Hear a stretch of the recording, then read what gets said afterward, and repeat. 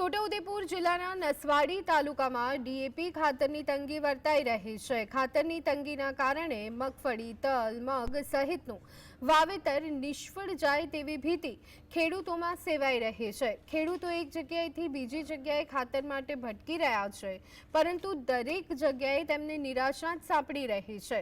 સરકાર ખેડૂતોના વિકાસની વાતો કરી રહી છે, પરંતુ પાયાની જરૂરિયાત જ જ્યાં સંતોષાતી ન હોય ત્યાં વિકાસને વેગ કઈ રીતે મળે તેવો સવાલ ખેડૂતો કરી રહ્યા છે।